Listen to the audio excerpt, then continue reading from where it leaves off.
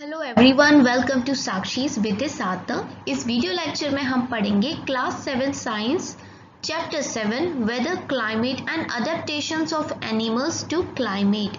हम जानेंगे वेदर और क्लाइमेट के बीच का अंतर और ये देखेंगे कि जो अलग अलग एनिमल्स हैं वो कैसे किसी पर्टिकुलर एरिया के क्लाइमेट को अडेप्ट कर लेते हैं, उस पर्टिकुलर क्लाइमेट के अनुसार खुद को ढाल लेते हैं और ये पूरा कंप्लीट चैप्टर होगा।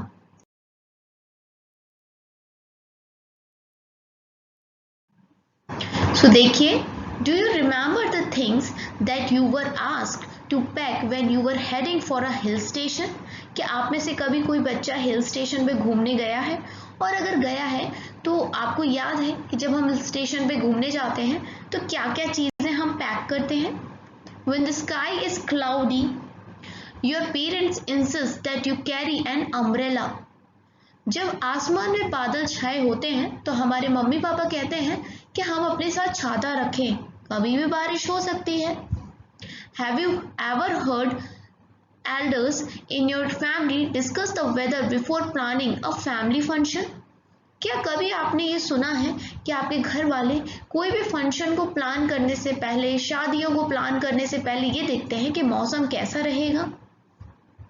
आपने कुछ एक्सपर्ट्स को भी बात करते सुना होगा, किसी भी गेम की शुरुआत से पहले वो वेदर के बारे में बताते हैं, लेकिन कभी आपने सोचा है क्यों? The weather may have profound effect on the game. It has profound effect on our lives. Many of our daily activities are planned based on the weather predicted for the day.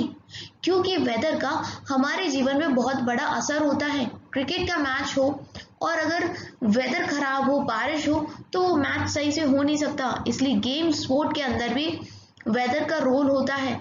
हमारे कोई शादी function होने वाले हैं और बारिश हो जाए तो पूरी शादी खराब हो जाती है, इसलिए उसका भी अपना एक रोल है वेदर का। हमारी जो डेली लाइफ है उस पर वेदर का बहुत इफेक्ट पड़ता है। There are daily reports of weather on the television and radio and in the newspaper, but do you know what is this weather really is? हम अगर देखें टीवी तो ध्यान से सुनना, न्यूज़ में बताते हैं वेदर फोरकास्ट के बारे में, रेडियो पे भी बताते हैं और न्यूज़पेपर पे भी आता है कि आज का वेदर कैसा है, कल का कैसा रहेगा, आने वाले टाइम में वेदर कैसा रहने वाला है। तो ये जो वेदर होता है, असल में ये वेदर होता क्या है, इस चैप्टर के अंदर हम पढ़ने वाले हैं कि वेदर क्या होता है, क्लाइमेट क्या होता है, और हम ये भी देखेंगे कि जो अलग अलग फॉर्म्स होते हैं लाइफ का, वो मतलब जो जीव जंतु होते हैं, एनिमल्स होते हैं, वो कैसे अलग अलग क्लाइमेट को अडेप्ट कर लेते हैं। अगर वेदर की बात करें तो in figure 7.1 a sample of weather report from a newspaper is given. ठीक है, तो जो पहला वाला न्यूज़पेपर है की कटिंग है ये 7.1 में, इसमें वेदर के बारे में बताया जा रहा है। We find that daily weather report carries information about the temperature, humidity and rainfall during past 24 hours. दरअसल ये जो वेदर रिपोर्ट होती है उसके अंदर जो 24 घंटे होते हैं, मतलब एक दिन का टेम्परेचर बताया जाता है, कितना गर्म रहेगा, कितना ठंडा रहेगा, ह्यूमिडिटी कैसी रहेगी, बारिश हो सकती है या नहीं हो सकती है, इस सब के बारे में जानकारी दी जाती है। As you might know is a measure of the moisture in the air. ये ह्यूमिडिटी के बारे में कहा जा रहा है। ह्यूमिडिटी क्या होती है कि एक मतलब जो एयर है किसी भी एरिया की, उसमें कितनी नमी है, कितना पानी है, उसी को हम क्या कहते हैं, ह्यूमिडिटी कहते हैं, उमस। ठीक है, जिससे काफी चिपचिपापन लगता है गर्मी के टाइम पे ह्यूमिडिटी होने से। अब बूजो क्या कह रहा है, I wonder who prepares this report. तो बूजो क्या दिमाग चला रहा है कि जो रिपोर्ट होती है ये कौन बनाता होगा, ऐसा बूजो के दिमाग में चल रहा है। The weather reports are prepared by the meteorologist department of the government. This department collects data on temperature, wind and makes the weather prediction. तो एक सरकार का डिपार्टमेंट है जिसको हम मीटेरोलॉजिकल डिपार्टमेंट कहते हैं। ये मौसम विभाग होता है हिंदी में, और यही बताता है कि आगे आने वाला मौसम हमारा कैसा रह सकता है टेम्परेचर और विंड की स्पीड को देखते हुए। Activity 7.1. Cut out the weather report of the last week from any newspaper. If you don't get newspaper at home, borrow from your neighbors or friends and copy these reports in your notebook. तो हमें क्या करना है कि जो पिछला week गया है उसकी हमें न्यूज़ रिपोर्ट की कटिंग्स को अपनी कॉपी में लगा लेना है. You can also collect weather reports from library. Library में भी न्यूज़पेपर आता है तो हम वहाँ से भी कलेक्ट कर सकते हैं टीचर से पूछ के. और इन्हीं सबको आपको एक क्या करना है, चार्ट शीट में एक चार्ट में भी चिपका लेना है. Now record the information from weather reports collected by you in table 7.1. The first row is just sample. Fill all the columns according to the data in the chart that you have prepared. अब आगे देखते हैं हमें जो chart मिल रहा है उस पे हमें ये सारी इंफॉर्मेशन लिखनी है.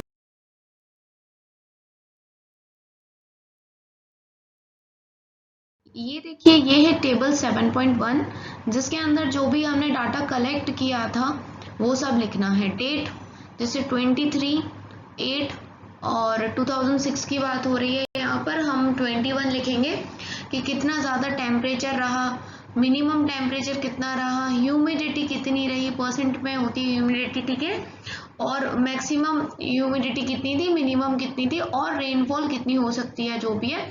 ये सारे डेटा हमें कहाँ से मिल रहा है, न्यूज़पेपर की कटिंग से मिल रहा है. और हम फिर उसको इस प्रकार से weather data of a week इस प्रकार में चार्ट में कन्वर्ट कर देंगे उसको, ठीक है.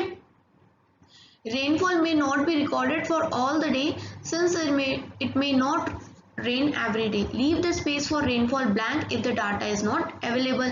तो रेनफॉल आपको पता है डेली नहीं होती है, अगर होती है तो आप लिख देना, नहीं होती है तो कोई बात नहीं है. Rainfall is measured by an instrument called rain gauge. It is basically measuring cylinder with a funnel on the top to collect rainwater. तो रेन वाटर को कैसे हम नापते हैं, एक इंस्ट्रूमेंट होता है बेटा रेन गॉज जिससे हम रेन वाटर को नापते हैं. दरअसल ये सिलेंडर शेप का होता है और उसके ऊपर में एक फनल लगा रहता है जिसको आप कीप भी कहते हो हिंदी में. Do all the 7 days have the same maximum and minimum temperature, humidity and rainfall. देखो, एक वीक में, एक सप्ताह में 7 दिन होते हैं, Sunday, Monday, Tuesday, Wednesday, Thursday, Friday, Saturday. तो क्या इन 7 दिन में एक जैसा टेम्परेचर रहता है, एक जैसी रेनफॉल होती है, एक जैसी ह्यूमिडिटी होती है? तो आप आंसर दे सकते हो कि नहीं, किसी दिन धूप तेज होती है, किसी दिन धूप कम होती है, कभी बारिश तेज होती है, कभी बारिश कम होती है. The maximum and minimum temperatures recorded may be the same for some days. However, all the parameters are not same on any 2 days. तो देखो, टेम्परेचर वगैरह सेम रह सकता है एक बार को, लेकिन बाकी सारे जो पैरामीटर्स हैं, ह्यूमिडिटी, रेनफॉल, ये किसी भी 2 दिन के लिए सेम नहीं हो सकते हैं. हर दिन एक अलग टाइप का टेम्परेचर, ह्यूमिडिटी और रेनफॉल होती है. Over week, there may be considerable variation. The day-to-day condition of the atmosphere at a place with respect to temperature, humidity, rainfall, wind speed, etc. is called weather at that place. देखो, हमारा जो दिन होता है पूरा किसी भी एक लोकल एरिया में, हमारे जो पूरे दिन में चेंजेस आते हैं. दिन का मतलब सिर्फ ये नहीं है कि उजाले वाला दिन, दिन मतलब 24 घंटे. उसमें जो भी एटमॉस्फेयर की कंडीशंस में चेंज आ रही है, चाहे फिर वो टेम्परेचर में हो, ह्यूमिडिटी में हो, या वर्षा हो रही है, या हवा तेजी से चल रही है, इस सब को हम कहते हैं उस जगह का वेदर, ठीक है. Temperature, humidity and other factors are called elements of weather. और वेदर को हम किस प्रकार से नापते हैं, या एलिमेंट्स क्या होते हैं वेदर के? टेम्परेचर, ह्यूमिडिटी और रेनफॉल कह सकते हैं हम. The weather of a place changes day after day and week after week. That is why we often say today's weather is too humid or the weather was warm last week. देखो, जो weather होता है वो किसी भी दिन का आज कुछ और है तो कल कुछ और होगा, मतलब जल्दी जल्दी चेंज हो जाता है. कभी कभी तो ऐसा भी होता है कि सुबह वेदर बहुत अच्छा था, अचानक फिर बारिश होने लग गई, या अचानक फिर धूप निकल आई. तो ये जो जल्दी जल्दी चेंज हो जाता है कुछ दिन में या कुछ घंटों में, इसको हम कहते हैं वेदर, ठीक है. The weather is such a complex phenomena that can be vary over short period of time. It can happen sometimes that is sunny in the morning, but suddenly clouds appear from nowhere and starts raining heavily, or a heavy rain may vanish in matter of minutes and give way to bright sunshine. You must have had several such experiences. जो मैंने आपको भी हिंदी में बताया वो यहाँ लिखा है कि मान लो तेज सूरज निकल रहा है और अचानक बारिश हो जाती है कभी कभी, या बारिश हो रही थी अचानक फिर सूरज निकल जाता है और हमें रेनबो भी देखने को मिलता है। ये सारी चीजें वेदर के अंदर आती हैं। Since weather is such a complex phenomena it is not easy to predict. अब देखो, वेदर एक बहुत खतरनाक चीज है। अचानक से बारिश हो गई, अभी तो तेज धूप निकली थी, ऐसा वेदर में होता है। तो इसको प्रिडिक्ट करना, प्रिडिक्ट मतलब पहले से बताना कि ऐसा हो सकता है। अब अभी भले तेज सूरज है लेकिन बारिश होने की संभावना है, ऐसे बोला जाता है, संभावना है। तो ये जो प्रिडिक्शन करते हैं मीटेरोलॉजिकल डिपार्टमेंट से लोग, वेदर फोरकास्टिंग इसको कहते हैं, करते हैं, है ना, मौसम की जो सूचना देते हैं, ये कोई आसान काम नहीं है, काफी मुश्किल होता है। Look at the graph given below. Shows the maximum temperature recording during 3rd August 2009 to 2006 to 2009. August 2006 at Shillong, Meghalaya. चलो देखते हैं ये किस ग्राफ की बात कर रहे हैं।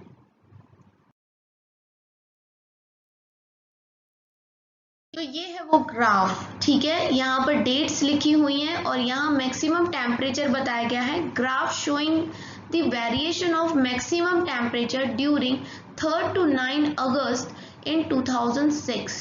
तो मतलब 3 अगस्त से लेकर 9 अगस्त के बीच के दिनों के बारे में बताया जा रहा है 2006 के। As it clear from any weather report, the maximum and minimum temperatures are recorded every day. ठीक है, तो हर दिन में, मतलब जैसे आज मान लो संडे है और आज कोई तारीख है, जो भी तारीख है आज, तो आज के पूरे दिन का जो मैक्सिमम टेम्परेचर, मतलब सबसे ज़्यादा टेम्परेचर किस टाइम पे हुआ था और सबसे कम टेम्परेचर कितने बजे हुआ था, हर दिन का एक मैक्सिमम और मिनिमम टेम्परेचर रिकॉर्ड किया जाता है वेदर रिपोर्ट के अंदर। Do you know how these temperatures are recorded? In chapter 4 you must have learned that there are special thermometer for this purpose called maximum and minimum thermometers. तो chapter 4 में हमने thermometers के बारे में पढ़ा था और इनको हम मैक्सिमम एंड मिनिमम थर्मामीटर बोलते हैं। इससे हम क्या करते हैं, टेम्परेचर्स का पता करते हैं कि मैक्सिमम ज़्यादा से ज़्यादा कितना टेम्परेचर रहा पूरे दिन में, या कम से कम कितना टेम्परेचर रहा पूरे दिन में। Can you guess when during day we have maximum temperature and when the minimum? क्या आप ये अंदाजा लगा सकते हो कि पूरे दिन में कब अच्छा तेज टेम्परेचर रहता है और ठंडा टेम्परेचर कब रहता है? तो हम इतना तो बता ही सकते हैं कि ज़्यादा टेम्परेचर दिन के टाइम में रहता होगा और कम टेम्परेचर रात के टाइम पे, लेकिन एग्जैक्ट कैसे बता पाओगे? The maximum temperature of the day occurs generally in the afternoon. दोपहर के टाइम पे ज़्यादा, मतलब कि अच्छा जो 12 बजे वाला ये टाइम रहता है उसमें ज़्यादा टेम्परेचर रहता है, और मिनिमम टेम्परेचर कब रहता है? सुबह के टाइम में, early morning. Can you now understand why in summers we feel so miserable in the afternoon and comparatively comfortable early in the morning? अब आपको समझ में आ गया कि गर्मी के टाइम में हमें दोपहर में ज़्यादा परेशानी होती है और सुबह सुबह इतनी परेशानी नहीं होती, क्योंकि सुबह का टेम्परेचर कम होता है। अब ये देखिए ये क्या हो रहा है, क्या लिखा है आपके इस ब्लू बॉक्स में? All the changes in the weather are caused by the sun. The sun is a huge sphere of hot gases at a very high temperature. जो भी चेंजेस होते हैं पूरे हमारे, मतलब पूरे दिन में जो भी वेदर में अंतर आता है कि कभी धूप है, कभी छाँव है, कभी बारिश है, कभी बादल हो रहे हैं, ये सब सन की वजह से होता है। सन असल में क्या है, आप बोल सकते हो गरम गरम गैसेस का एक बहुत ही हाई टेम्परेचर वाला, क्योंकि गैसेस गर्म होती हैं उनके कारण हाई टेम्परेचर हो जाता है, उसका एक गोला है, स्फीयर है उसका, ठीक है। So the distance of the sun from us is very large. Even then the energy sent out by the sun is so huge that is source of all heat and light on earth. सन हमसे बहुत दूर पे है, मतलब अर्थ से सन काफी दूरी पर है, उसके बावजूद आपको ऐसा लगता होगा मई जून में कि जैसे हम खुद ही रोस्ट हो जाते हैं, भुन जाते हैं जब हम दोपहरी में कहीं जाते हैं, है ना, जल जाता है हमारी स्किन। सोचिए अगर सन थोड़ा और पास होता तो क्या होता। इतनी दूरी पे भी सन की पूरी हीट और लाइट से हमारा अर्थ चल रहा है। आपको पता है अर्थ के ऊपर जितनी भी हीट एंड लाइट है उसका कारण सन है। So the sun is the primary source of energy that causes change in the weather. याद रखना, इसलिए वेदर में जो भी चेंजेस होते हैं उसका कारण है sun. Energy absorbed and reflected by earth surface, oceans and atmosphere play important roles in determining weather at any place। देखो, कुछ जो सन से एनर्जी आ रही है, हीट आ रही है, लाइट आ रही है, तो कुछ को जो हमारा अर्थ है, उसकी जो जमीन है, उसमें ओशियन है और एटमॉस्फेयर है, वो एब्जॉर्ब कर लेता है अपने अंदर और कुछ को वापस छोड़ देता है, रिफ्लेक्ट कर देता है। और इसी से पता पड़ता है किसी भी एरिया का वेदर क्या होगा। If you live near the sea, you would have realized that the weather at your place is different from that place in a desert or near a mountain। और इसीलिए समुद्र के पास के जो घर होते हैं वहां पर हमें अलग तरह का वेदर महसूस होता है, और जो माउंटेन इलाके हैं या डेजर्ट के इलाके हैं वहां हमें अलग तरह का वेदर देखने को मिलता है।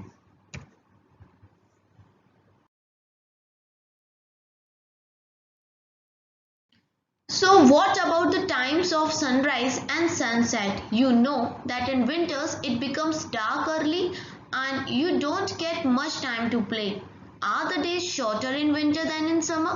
Try to find out yourself by completing the project given at the end of chapter। देखो, यहाँ बोला जा रहा है कि सन के उगने का, सनराइज का टाइम और सनसेट, सन के छुपने का समय क्या होता है। क्योंकि कई बार हमने ये देखा है, नोटिस किया होगा आप लोगों ने भी, कि सर्दियों में जल्दी रात हो जाती है, अंधेरा जल्दी हो जाता है और इसीलिए हमें खेलने का टाइम नहीं मिलता। मम्मी कहती है अंधेरा हो गया, अंदर आ जाओ। 6 बजे क्या, कभी कभी तो 5 बजे ही अंधेरा होने लगता है। तो क्या दिन छोटे होते हैं विंटर्स में समर की अपेक्षा? तो इसको हम जान जाएंगे जब अब हमारा लास्ट में दिया हुआ एक प्रोजेक्ट कंप्लीट करेंगे जो चैप्टर के लास्ट में है। अभी हमने वेदर पढ़ा था, अब हम क्लाइमेट पढ़ेंगे। सो 7.2 climate. Meteorologists record the weather every day. The records of the weather have been preserved for past several decades. These help us to determine the weather pattern at a place। तो जो मीटेरोलॉजिस्ट है ना, वो हर दिन का weather record करते हैं, और यही जो वेदर का रिकॉर्ड्स होते हैं ना, इनको कई सालों के, मतलब बहुत सारे 10-20 हजारों सालों के जो ये रिकॉर्ड्स होते हैं, इनसे किसी भी एरिया के क्लाइमेट पैटर्न का पता लगाया जा सकता है। सो क्लाइमेट क्या हुआ? The average weather pattern taken over a long time, say at least 25 years, is called climate of the place. हर दिन का वेदर काउंट कर रहे हैं, लगभग 25 साल का किसी भी जगह का दिन ब दिन जो वेदर रहेगा उसका जो एवरेज निकल के आएगा वही उस एरिया का क्लाइमेट होता है। If we find that temperature at a place is high most of the time, then we say that climate of the place is hot। अगर मान लीजिए किसी भी जगह का जो टेम्परेचर है ज्यादातर गर्म रहता है, वेदर उसका गर्म रहता है, तो हम कह सकते हैं कि क्लाइमेट हॉट है वहां का, क्योंकि ज्यादातर दिन वेदर कैसा है? गर्म है। If there is so also heavy rainfall on most of the day in the same place, then we say that climate on the place is hot and wet। अगर उसी जगह पर गर्म टेम्परेचर के, मतलब गर्म होने के साथ साथ बारिश भी होती है, तो हम कह सकते हैं कि क्लाइमेट हॉट भी है और वेट भी है। वेट कैसे हो रहा है, गीला कैसे हो रहा है? Because of rainfall. So in table 7.2 and 7.3 we have given the climatic condition at two places in India। हमारे पास दो, मतलब एक तो कश्मीर की और दूसरी केरला की, दो जगहों की क्लाइमेटिक कंडीशन के बारे में बताया जा रहा है।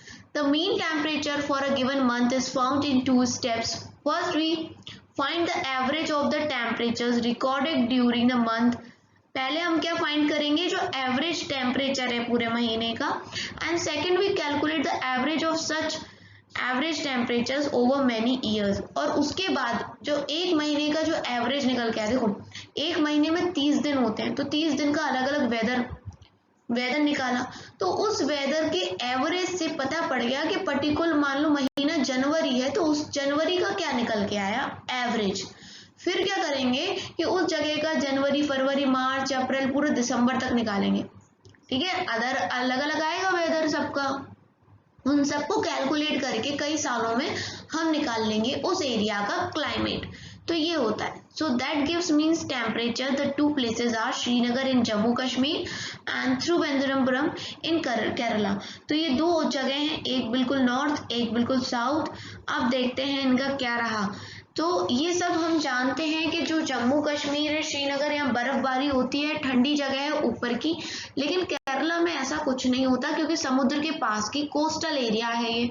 अब देखो, अगर जनवरी की बात करी जाए, यहाँ मीन टेम्परेचर की बात करी जाए, तो मिनिमम टेम्परेचर अगर बोलो तो -2.3 में जा रहा है, क्योंकि भाई ये जम्मू कश्मीर है, यहाँ बर्फ भी गिरती है। और ज्यादा से अगर ज्यादा होगा तो यहाँ 4.7 होगा। वहीं अगर केरला की बात करें तो यहाँ 22.2 तो मिनिमम है, और मैक्सिमम बात करो तो 31.5, क्योंकि यहाँ गर्मी तो होती है, ह्यूमिडिटी काफी होती है केरला में। रेनफॉल की बात करें तो 57 है, यहाँ थोड़ी सी जनवरी में रेनफॉल कम दिखाई दे रही है, 23। तो इसी प्रकार से सारे आपको जनवरी से दिसंबर तक दोनों जगह का दिखा रहे हैं, कश्मीर का भी और केरला का भी। तो ये क्या बताएगा, क्लाइमेट बताएगा दोनों स्टेट्स का।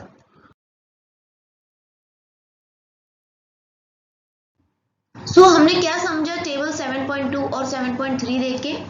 We can easily see the difference in climate of Jammu and Kashmir and Kerala. We can see Kerala is very hot and wet in comparison to Jammu and Kashmir, which has moderately hot. तो हम ये कह सकते हैं कि जो climate है जम्मू और कश्मीर का वो कैसा है, थोड़ा मॉडरेट है। लेकिन केरला का क्लाइमेट कैसा है, हॉट और वेट है। ठीक है।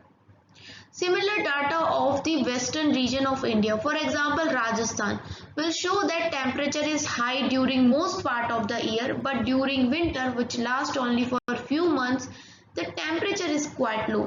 अगर इसी प्रकार का डाटा हमें राजस्थान का मिलेगा तो हमें देखने को मिलेगा कि ज़्यादा साल भर में क्या होता है, राजस्थान के अंदर गर्मी पड़ती है, टेम्परेचर हाई होता है, और ठंड के टाइम पे जो कि कुछ ही महीने ठंड पड़ती है राजस्थान में, तो वहाँ थोड़ा सा लो रहता है और यहाँ पर रेनफॉल बहुत कम होती है।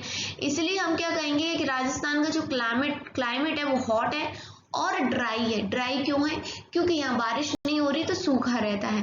अगर हम अपने नॉर्थ ईस्टर्न स्टेट्स की बात करें तो यहाँ पर काफ़ी अच्छी बारिश होती है, तो हम कह सकते हैं यहाँ का क्लाइमेट है वेट। ठीक है। जो वर्ल्ड की सबसे ज़्यादा बारिश जिस जगह पे होती है पूरी दुनिया में, है ना, वो मेघालय में है जगह मौसीनरम। पहले था चेरापूंजी, वो भी मेघालय में था। यहाँ 24 घंटे बारिश ही होती रहती है। वर्ल्ड की सबसे वेटेस्ट सिटी कह सकते हैं, है ना। क्लाइमेट एंड अडेप्टेशन, अभी हमने वेदर समझ लिया, क्लाइमेट समझ लिया। अब क्लाइमेट को लेके कैसे अडेप्ट करते हैं लोग, एनिमल्स स्पेशली, ये हम अब देखेंगे। Climate has profound effect on all living organisms. Animals are adapted to survive in the condition in which they live. Animals living in very cold and hot climate must possess special features to protect themselves against the extreme cold or heat. हमने देखा है कि देखो हमारे पास तो क्या है कि अगर ठंड पड़ रही है तो स्वेटर पहन लेंगे, गर्मी लग रही है तो कॉटन के कपड़े पहन लेंगे, बारिश आ रही है तो छाता लगा लेंगे। लेकिन जानवर क्या करेंगे, जानवर तो कुछ नहीं कर सकते। इसलिए भगवान ने उनको ऐसी कैपेसिटी दी है कि जानवर जिस इलाके में रहते हैं उस इलाके के हिसाब से खुद को ढाल लेते हैं। आपने देखा होगा बर्फीले इलाकों में भी पोलर बियर जैसे एनिमल्स रहते हैं। कुछ एनिमल्स पानी में रहते हैं, कुछ एनिमल्स ऐसी जगह पे रहते हैं जहाँ रेगिस्तान है, सूखा पड़ा रहता है, पानी की इतनी कमी है। तो ये एनिमल्स रहते कैसे इन खतरनाक जगहों पे जहाँ इंसान नहीं रह पाते। तो दरअसल इन एनिमल्स ने अपने आप को उस जगह के हिसाब से परिवर्तित कर लिया, ढाल लिया है। ठीक है। Recall from chapter 9 of your class 6 science book the definition of adaptation. कुछ याद आया? क्लास 6 के चैप्टर 9 में हमने अडेप्टेशन के बारे में पढ़ा था, और अभी हिंदी में जो मैं आपको समझा रही थी कि किसी भी क्लाइमेट और जगह के हिसाब से खुद को ढाल लेना, that is called adaptation. Features and habits that help animals to adapt to their surroundings are a result of process of evaluation. देखो किसी भी जगह में खुद को ढाल लेना, है ना, तो ये कैसे आया इन एनिमल्स ने? एकदम से तो एनिमल्स में आया नहीं होगी ये प्रोसेस। इवेल्युएशन है, ये एक प्रोसेस है, कुछ सालों में धीरे धीरे ये हो जाता है कि कोई भी एनिमल उस जगह को रहने के योग्य बन जाता है। In chapter 9 you will learn about effect of weather and climate on soil. ठीक है, चैप्टर 9 में हम क्या पढ़ेंगे कि जो वेदर और क्लाइमेट है उसका मिट्टी के ऊपर क्या असर होता है। Here we will study the effect of climate on animals, और यहाँ हम क्या पढ़ने वाले हैं कि क्लाइमेट का जानवरों के ऊपर क्या असर होता है। क्लास 6 में तुमने पढ़ा है अडेप्टेशन के बारे में, है ना, कुछ सर्टेन हैबिटेट के, याद करो हमने केमिकल्स वगैरह के बारे में भी, सॉरी कैमल्स के बारे में भी पढ़ा था कि वो कैसे रेगिस्तान में रह लेते हैं, क्योंकि उनके अंदर कैपेसिटी होती है कि वो पानी को स्टोर करके रख सकते हैं या कम पानी में भी रह सकते हैं, क्योंकि राजस्थान में पानी नहीं होता। तो एक तरीके से ऊंट ने राजस्थान के क्लाइमेट के हिसाब से खुद को ढाल लिया, इसी को हम अडेप्टेशन कहते हैं। Example of adaptation to animal to climatic condition, we discuss only animals living in polar region and tropical rainforest. As the name suggests, polar regions are situated near poles, that is North Pole and South Pole. आपने सुना होगा polar bear, तो इनको polar क्यों कहते हैं, क्योंकि ये पोल्स के पास रहते हैं। हमारी अर्थ पे 2 पोल्स है, मैं आपको ड्रॉ करके दिखाती हूँ एक बार। अर्थ देखो कुछ इस प्रकार का एक स्फीयर है हमारी अर्थ, तो यहाँ ये इसको बोलते हैं नॉर्थ पोल, इसको बोलते हैं साउथ पोल। ठीक है, ये लिखा है जो पोल, तो ये जो पोल होते हैं बेटा, यहाँ पर सूरज की किरणें नहीं पहुंच पाती, क्योंकि ये सूरज है, ये दूर है इसलिए छोटा दिख रहा है, अदरवाइज सूरज अर्थ से बड़ा है। ठीक है, ये दूर है इसलिए छोटा दिख रहा है, तो यहाँ सीधी पड़ती हैं। ठीक है, इन जगहों पे, तो यहाँ जो कंट्री है वहां पर तो धूप रहती है, लेकिन इस जगह पे सूरज की सही किरणें पड़ नहीं पाती, तो यहाँ बर्फ रहती है और ठंडे इलाके रहते हैं, तो पोल्स पे काफी ठंडी रहती है। Some well known countries that belong to polar region are, अब देखो पोलर रीजन में कौन सी कंट्रीज हैं, जैसे Canada, Greenland, Iceland, Norway, Sweden, Finland, Alaska USA का, साइबेरियन रीजन ऑफ रशिया। तो ये कुछ ऐसी कंट्री हैं जो पोल पे रहती हैं, पोल्स पे हैं, इसका मतलब काफी ठंडी है ये।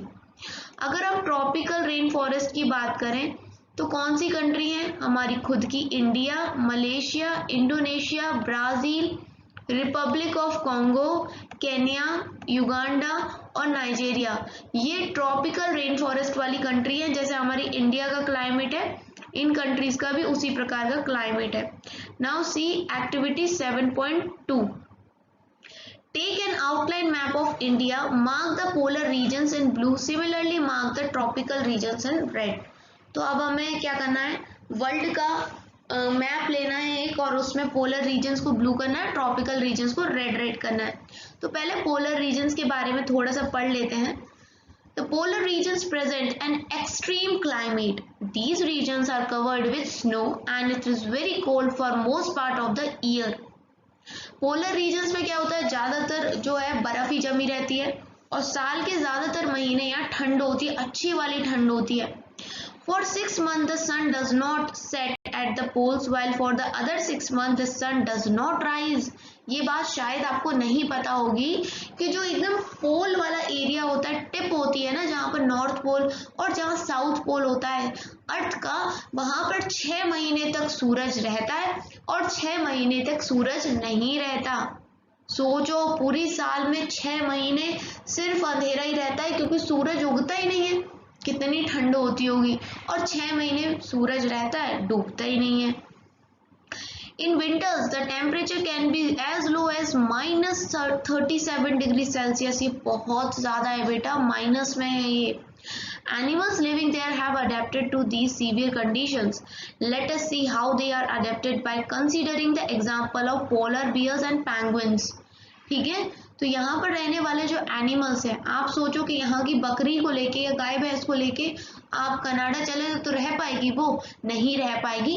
वहाँ के कुछ स्पेशल एनिमल्स हैं वही रह पाते हैं, जैसे पोलर बियर और पेंगुइन्स, आपने देखी होंगी। Polar bears have white fur so that they are not easily visible in snowy white background.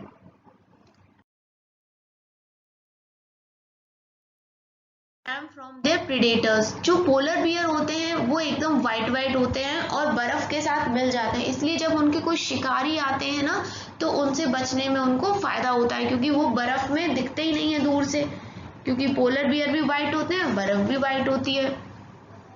It also helps them in catching their prey, और इसी से वो फायदा भी उठाते हैं अपना शिकार करने में, क्योंकि शिकार जिसको बचना होता है पोलर बियर से, उस बेचारे को भी नहीं पता पड़ता कि हाँ पोलर बियर है, बर्फ जैसे ही दिखता है वो, तो वो शिकार को इजीली पकड़ लेते हैं।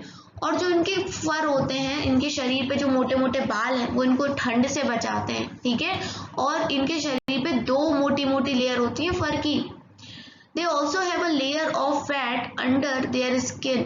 In fact, they are so well insulated that they have to move slowly and rest often to avoid getting overheated. इनका शरीर इतना गर्म होता है कि इनको स्लोली चलना पड़ता है, क्योंकि अगर ये तेज चलेंगे ना तो इनका शरीर ओवरहीटेड हो जाएगा, क्योंकि इनके शरीर के अंदर भी एक लेयर होती है फैट की मोटी, जिसकी वजह से इनको ठंड नहीं लगती। Physical activities on warm days necessitate cooling, so the polar bear goes for swimming. इनको सोचो ऐसे ठंड में भी स्विमिंग करने की जरूरत पड़ती है जब वार्म डे होते हैं, ताकि ये अपने शरीर की गर्मी को शांत रख सके। ये गुड स्विमर होते हैं, मतलब इनको तैरना अच्छे से आता है। इनके जो पॉज होते हैं वो काफी चौड़े और बड़े होते हैं, जो इनको आसानी से तैरने में हेल्प करते हैं। और तो और ये हेल्प इसलिए भी करते हैं, स्नो पर चलना आसान नहीं होता है बर्फ पर इनके पैर इस प्रकार के होते हैं कि स्नो पर भी अच्छे से चल लेते हैं। While swimming underwater, it can close its nostril and can remain underwater for long duration. Even ये पानी के अंदर भी अपनी सांस रोक सकते हैं, नाक बंद कर सकते हैं और काफी देर तक पानी के अंदर रह सकते हैं। इनका सूंघने की जो शक्ति है काफी तेज हो सकती है, जिससे ये अपने शिकार को सूंघ लेते हैं और शिकार करते हैं और खाना खाते हैं मजे से। We can understand the adaptation of polar bears with the help of the flow chart shown in figure 7.3. तो इसमें जो लिखा है इससे हम और समझ सकते हैं कि पोलर बियर के पास ऐसा क्या शक्तियां हैं जिससे वो इतनी ठंड में भी रह पाते हैं। तो एक तो है the white fur is not easily visible in the snowy white background. जैसा कि मैंने बताया कि इनका जो वाइट फर है वो बिल्कुल दिखता नहीं है, वाइट ही स्नो होती है, तो कोई भी इनका शिकार करने आता है उसको पता नहीं चलता। इनका स्मेलिंग स्टेट जो होता है स्ट्रॉन्ग होता है, सूंघ लेते हैं जल्दी से अपने शिकार को, और तो इनको पता पड़ जाता है कि इनका शिकार कहाँ है। दूसरा, इनके जो क्लॉज होते हैं, पंजे होते हैं, कर्व्ड होते हैं, इजीली इनको हेल्प होती है क्या करने में, बर्फ पे चलने पे। इनकी स्किन पे काफी मोटी लेयर होती है फैट की, जो इनकी हीट को बॉडी में ही रखती है और इनको बचाती है, गर्म रखती है कोल्ड वेदर में भी। इनके जो फर होते हैं शरीर के ऊपर भी, उसमें भी 2 लेयर्स होती हैं। तो इस तरह की चीजें हैं। Another well-known animal living in the polar region is penguin. तो अभी हमने polar bear देखा, अब देखो penguin के पास क्या होता है। It is also white and merges well with the white background. It also has a thick skin and a lot of fat to protect it from cold. ये भी काफी गोलू मोलू और मोटू होती हैं, क्योंकि इनके शरीर पे काफी फैट होता है और ये फैट इनको ठंड से बचाता है। आपने बहुत सारी पिक्चर्स देखी होगी, ये हमेशा झुंड में ही दिखती है ना। This they due to keep warm. Recall how warm you feel when you are in a hall full of people. ये हमेशा झुंड में भी इसलिए रहती है ताकि थोड़ी गर्मी रहती रहे, क्योंकि जब हम कभी आपने देखा है जब हम किसी ठंड के टाइम पे साथ रहते हैं एक कमरे में बहुत सारे लोग, तो किसी हॉल में रहते हैं तो हमें कम ठंड लगती है क्योंकि सबकी हीट निकलती है बॉडी से, और वहीं गर्मियों के टाइम में ऐसा लगता है कि सब दूर दूर ही रहें।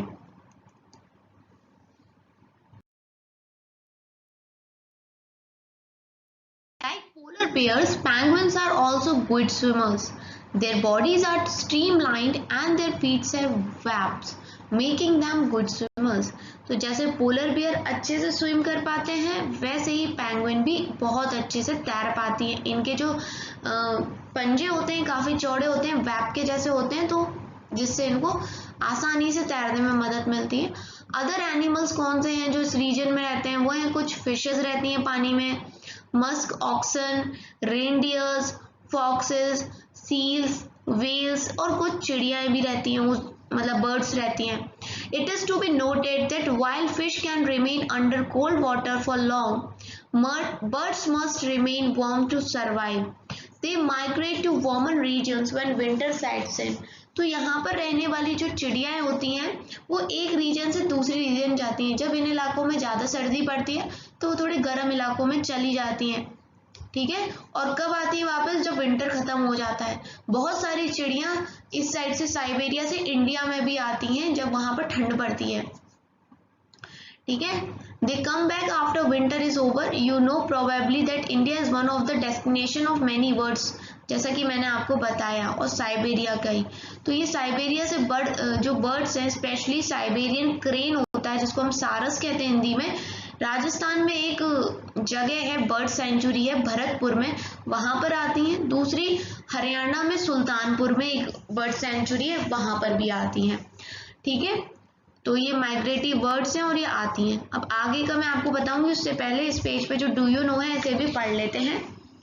Some migratory birds travel as much as 15,000 kilometers to escape the extreme climatic conditions at home. Generally, they fly high where the wind's flow is helpful and the cold condition allow them to disperse the heat generated by their flight muscles. तो देखो, ये बताइए कि आपको migration का मतलब पता है? मतलब एक जगह से दूसरी जगह जाना।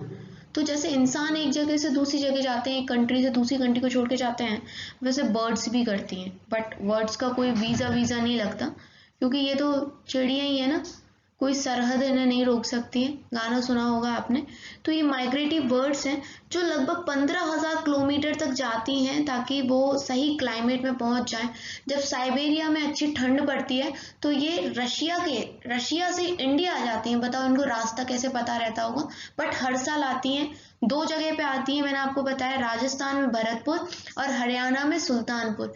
ये जो डेस्टिनेशन है ठंड के टाइम हमेशा आती हैं। कभी आपको मौका मिले तो इन जगहों पे घूमने जाना, आपको रशिया की बर्ड्स मिलेंगी बहुत सारी।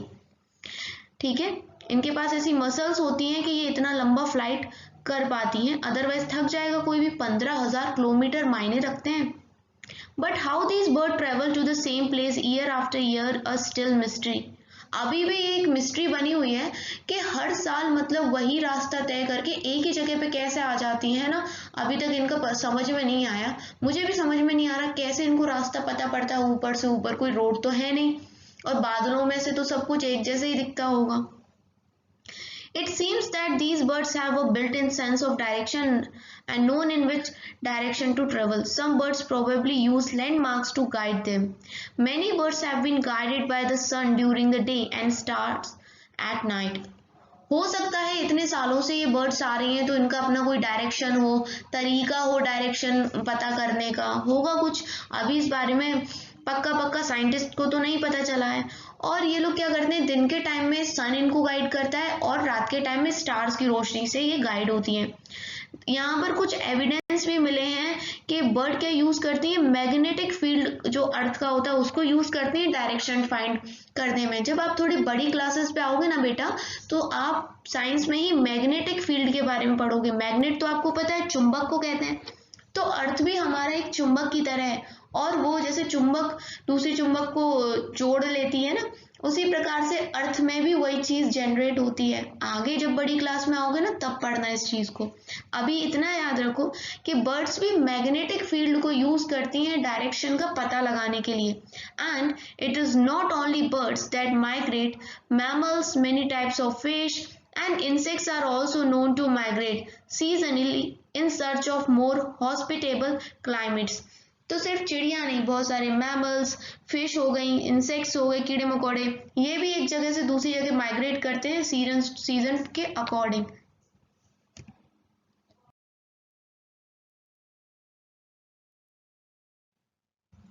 अब यहाँ देखिए ट्रॉपिकल रेन फॉरेस्ट के बारे में देखते हैं। अब अभी हमने कुछ पोलर रीजन के बारे में देखा, now we will see about the tropical rain forest.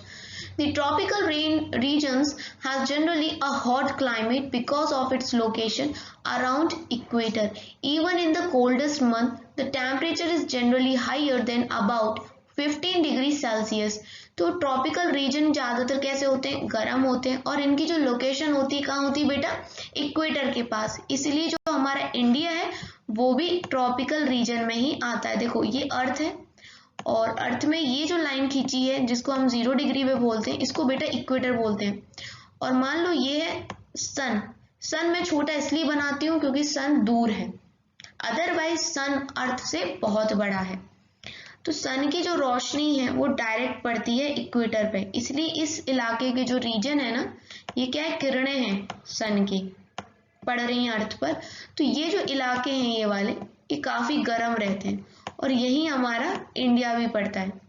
इसलिए तो इंडिया का क्लाइमेट कैसा है, गर्म है। बर्फ थोड़ा ऐसी पड़ती है पूरे रीजन्स में, बर्फ थोड़ा है जम्मू कश्मीर के अलावा। यूपी, एमपी, मध्य प्रदेश, नीचे महाराष्ट्र इलाके देखो गर्मी पड़ती है अच्छी वाली। Even in the coldest month, the temperature is generally higher than about 15 degree Celsius. मतलब ठंड के टाइम पर भी हमारा टेम्परेचर एटलीस्ट 15 डिग्री सेल्सियस से तो ज़्यादा ही होता है। और तो और जब गर्मी ज़्यादा होती है तो 40 डिग्री सेल्सियस को भी पार कर जाता है। Days and nights are almost equal in length throughout the year. Tropical इलाकों में क्या होता है कि जो दिन और रात होती हैं लगभग उनका जो टाइम मतलब घंटे होते हैं वो बराबर के ही होते हैं। ये मान लो अप्रोक्स 12 घंटे का दिन और 12 घंटे की रात अप्रोक्स, ठीक है।